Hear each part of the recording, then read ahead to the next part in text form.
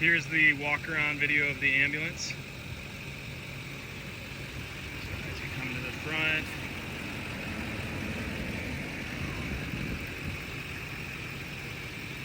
you can see where they scraped off the letters on the side. This is kind of the first set of cabinets. I'll go ahead and open them one by one here. So this is the one that we would typically use for garbage and then other storage. That cord is for the shore power. It's rated for 30 amps. And this garbage actually has a chute that comes from the inside. Takes diesel fuel. So we have a vent built in here. And then more storage, shoe storage underneath is what we did. These are the tiles that are on the inside. I decided to include some extras in case you ever needed to replace them. And they were going to be too difficult to find. There's obviously this window that's installed. And then another side cabinet here. I put lawn chairs and stuff like that in there and use the seatbelt to stop falling. And there's more shelves underneath. Here's the diesel emissions fluid tank. This is what the back looks like when you open the back. They lock into place. Here's what the whole thing looks like, the backup camera above it. And these lights come on when any of the doors are open. You have room for 4 bikes. You can adjust these by loosening the nut, and it has just an elevator bolt underneath that slides side to side. Here is storage above one of the storage compartments, which is why it's elevated. And then you can see how the bed is constructed. It has lag screws going into the frame, and then there are pocket holes holding the 2x4s up. There's also storage or lights underneath, and then additional side storage that you can kind of see here, as well as there. Speakers that connect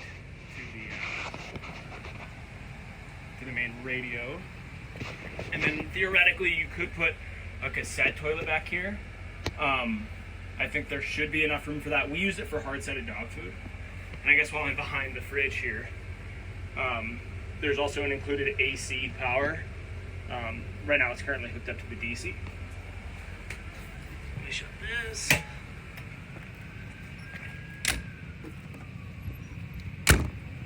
Coming around to more side cabinets. This is where we kept our water. So included are 2 7-gallon jugs and 1 5-gallon jug. I also have a spare key hidden back there. So if you ever accidentally lock yourself out of the box or something, this could be save your butt cabinet. More vents. This is the antenna for the Sigma booster. And this cabinet you can actually access from both the inside and the outside. We have 6 cubbies in here. I've also installed AC power here that powers off the inverter, and then DC power that this only runs when the engine's running, but that can be rearranged as well. Here are the 2 batteries for the box, which are different from the starter batteries. And then we'll just go to the cab here and go through the switches.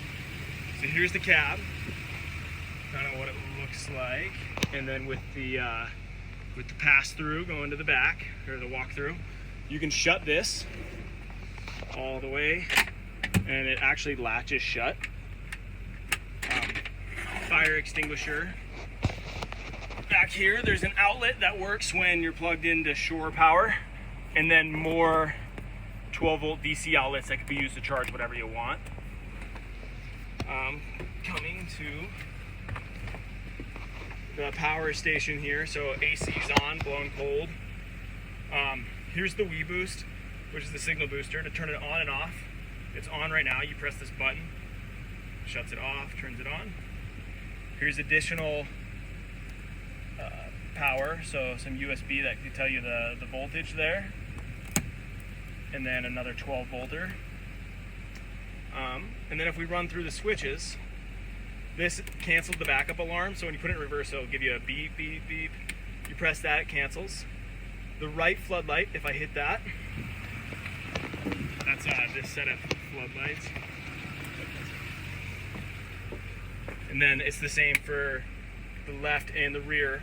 So I have the rear wired. If you hit that, then the backup camera actually turns on. If you shut it off, it shuts off. This is gonna be a good way to just check to see what's behind you. So that way you don't have to be in reverse for the backup camera to illuminate the blind spot. These are 2 blank switches right now. They used to power the siren and then the wig-wag, which is alternating flashing of headlights, but currently those are not hooked up. Here's the old siren, so if you wanted to just hook power to it, then the sirens would work. The front light bar, so what this does is it actually turns on the emergency lights on the front. The master switch has to be on, I guess. But that turns those on, which still work. And then primary and secondary, these are flashing red lights all around. They work for around the whole thing. I'll do it quickly. As you can see, it lights up the whole box that way. To make sure that those don't accidentally come on you, if you just shut the master off, it isolates these 2 switches so they can't be turned on. And it tells you how many amps are coming in and how many volts are, or what the voltage is. This has 2 alternators built on board, as well as solar power to charge it, and then when you're plugged into shore power, it also charges it. Here's kind of the cluster there. It shows the mileage right now. Your Bluetooth hookup, and then a phone mount. So now, if we come this way, we can work our way to the back. So we access from the side here. We have windows with screens that you can use. This is that cabinet that you can also access from the outside with a mirror. There's me. Here is the air conditioner and the heater. Right now I have the AC on. I'll shut it off so that way you can hear me better. Here's the inside WeBoost antenna for the signal booster. And then I guess we'll just work our way up this way. This is where the actual module is for the signal booster, or the control unit. This is the inverter. It's a 1,000 watt inverter, so it's pretty substantial. And then here's actually the pump. So the pump isn't hooked up to anything right now, but you could use it to put to put a sink in here, or to pump water, or do whatever you want, but it's not currently being utilized. Here's more storage. There are 2 of those as you work your way up. I'll show you the storage above here. And then this is where the electrical is. This is what the electrical box looks like. So this is the solar. It's blinking, meaning it's charging and working. Yeah, so everything's labeled, as you can see. The lower one is one that runs all the time without the engine being on, and then the upper power bar, the engine has to be on to be powering those things. So there's more storage here. This is like kind of what we used as our pantry. And then here's the table. It has a plexiglass cover. We are including the Jackery in this, so this is always charging. This outlet here, there's another outlet, and then here's the speaker volume, the inverter outlet. This just ensures that the fridge will always be on, even if theoretically the power got cut off to the ambulance because the voltage got too low to start. So next we'll go through the switches. So here's the AC to turn it on.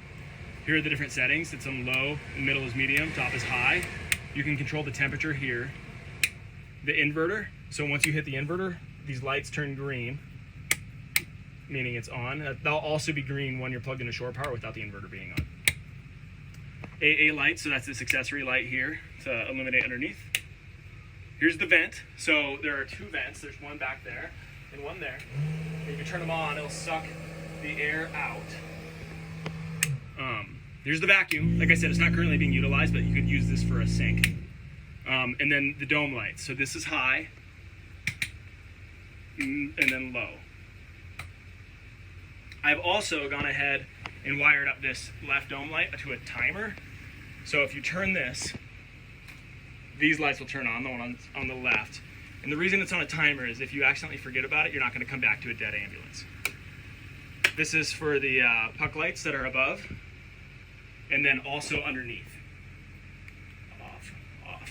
Sometimes you gotta hit off a couple times there. But anyway, that just sticks with Velcro right here.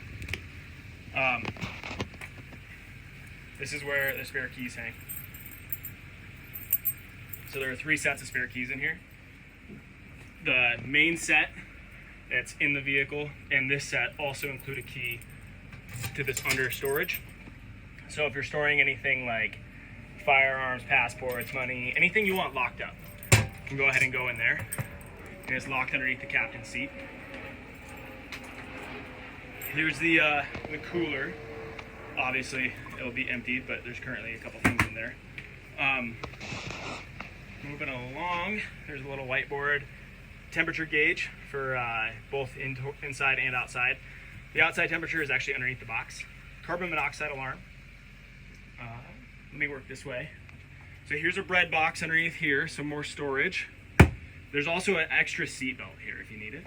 And this is up for a seat currently, but if you just pull this, it'll come down and it turns into a table that extends on here.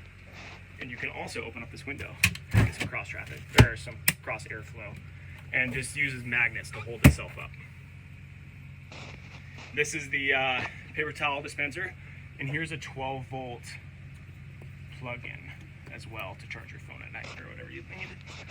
Extra hooks, we use them for spare keys. And so here are the cubbies that we would also use for clothes. The ones below, you have to kind of press down just a little bit to check them out. But this is that Duma wall tile behind it. And then puck lights, this could be a handle. Oh, the handles run, of course, all the way. We have this net, we'd use it to hold extra blankets, coats, things of that nature. There are also cubbies back there. Can't reach them without jumping on the bed. And then this is the Max Air Fan. So, made by Dometic. It just spins itself open. And then it has 3 different speeds. So, low, medium, and high. And this moves a lot of air. You can obviously see the wiring. And right now it's wired to blow down on you. If you were to ever want to switch it, you would take this black wire here and this white wire and you'd swap them, and then it would suck air out instead of blowing air in. I want to say that's everything that I'd want to see if I were purchasing this. The bike racks can be easily removed, not constantly, but you know, if you took it out. These are just 5/16 head 2-inch self-tappers that drill into the box. You'd want to take some caulk and plug those holes if you were to remove that.